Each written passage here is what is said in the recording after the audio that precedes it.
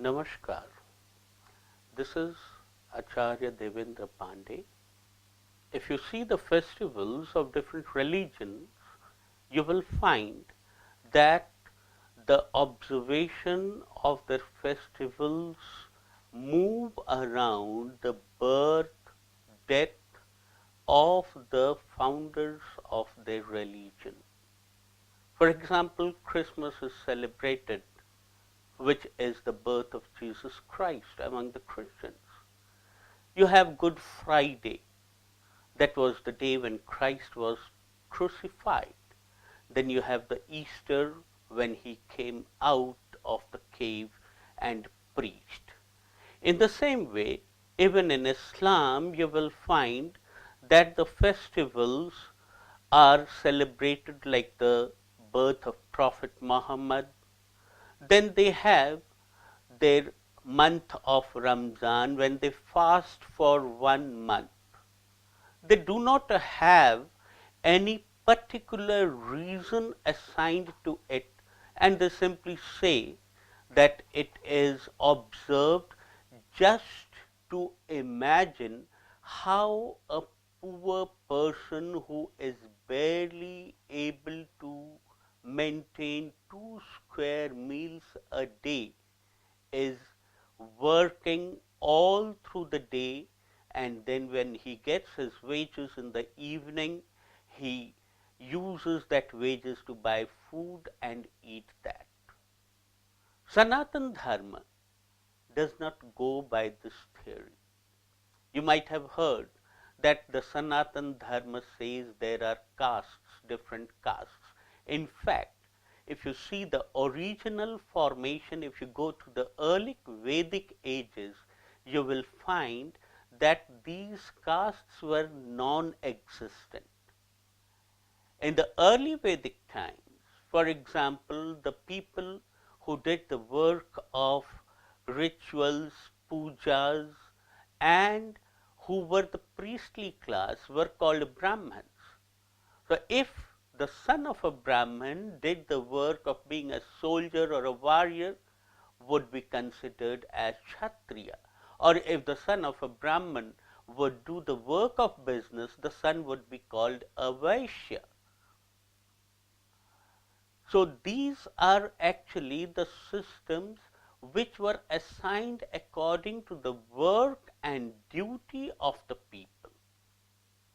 In Sanatana Dharma, you do not have any place for people who are unable to earn, because the economy of Sanatana Dharma is structured in such a way that every person of the society gets some way or the other to maintain his life and to live a peaceful economic life. Now, people may say that we have nowadays that the son of a Brahman becomes a Brahman, the son of a Kshatriya becomes a Kshatriya. These have been certain wrong notions that have come into this religion, because it has also come not on some basic grounds. For example, nowadays in the modern times, you will find that a person becomes a doctor, and then when he has his son, he makes his son also a doctor. If he has a daughter, he makes her a doctor. Then again the son's son becomes a doctor. If it continues for 4-5 generations in this way, people or the society will start saying that it is a family of doctors. So even if a child is born in that family, he'll be called a doctor. It was the same way in which this caste system became watertight. In Sanatana Dharma, we celebrate festivals, though every festival has some mythological story related with it. But in fact, you should see it from another point of view, that is from the economical point of view. All the festivals in Sanatana Dharma is somehow or the other related with agriculture, and agriculture is still in India the backbone of the economy. Like if you go by the solar calendar, we have one festival, that is Makar Sankranti, which is celebrated by the solar calendar, and this is the day when the sun starts moving towards the nearer to the earth.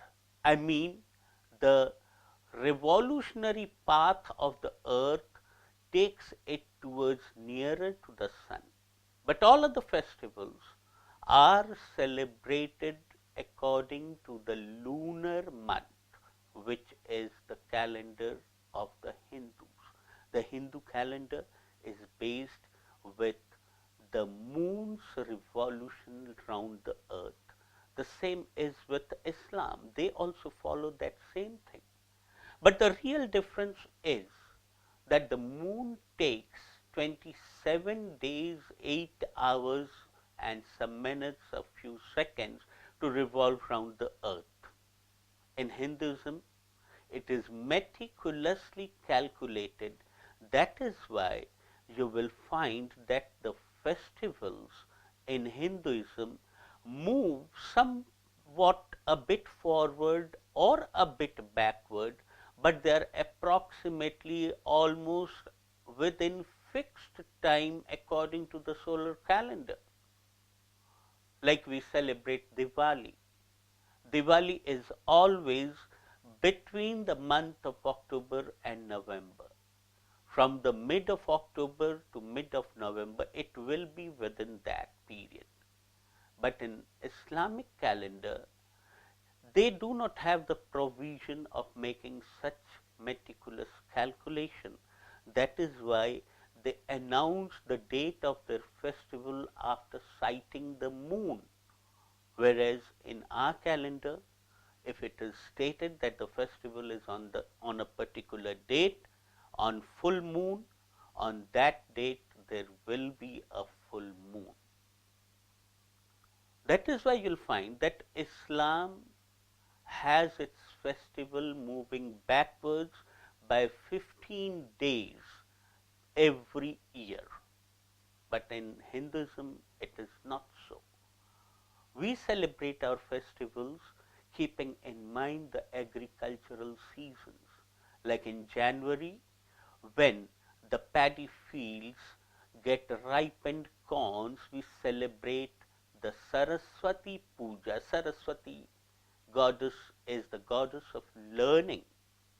So we invoke goddess Saraswati with a few strands of ripened paddy being offered to her, and we pray that she may give us knowledge to make the best use of the agricultural produce. Then we have Holi, a festival of colors, smearing colors to each other. That is what we smear colors to each other as a sign of happiness. And that happiness is because by the time Holi comes, everyone in India have had their corns reaped and they are full with grains. And in celebration of that happiness, they play Holi.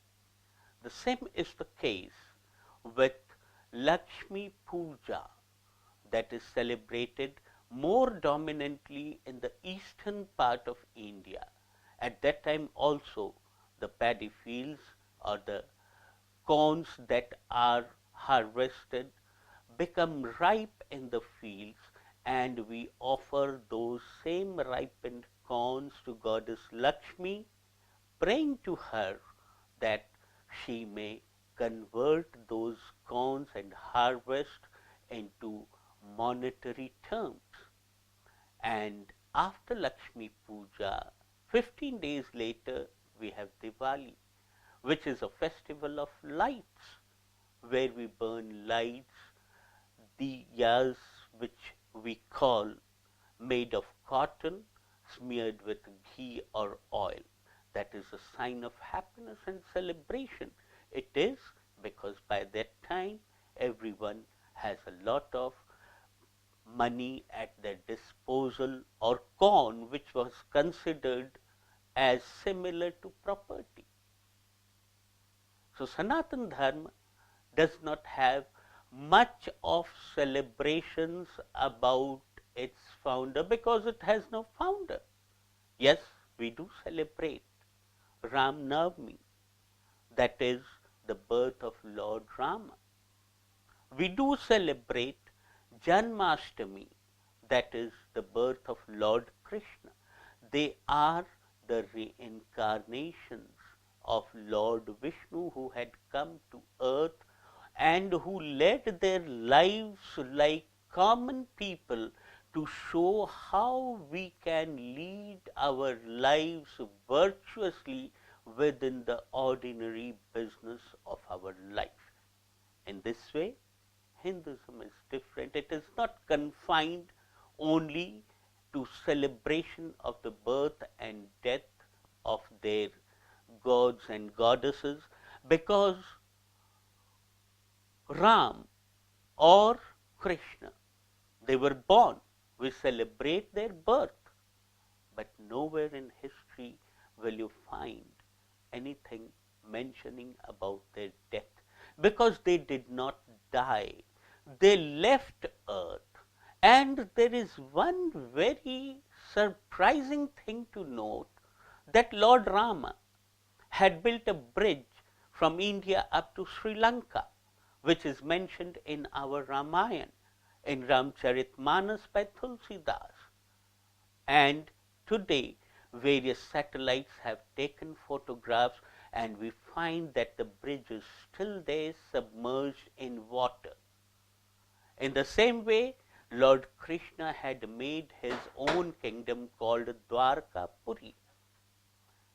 Dwarkapuri is a kingdom or a city which is now under the sea.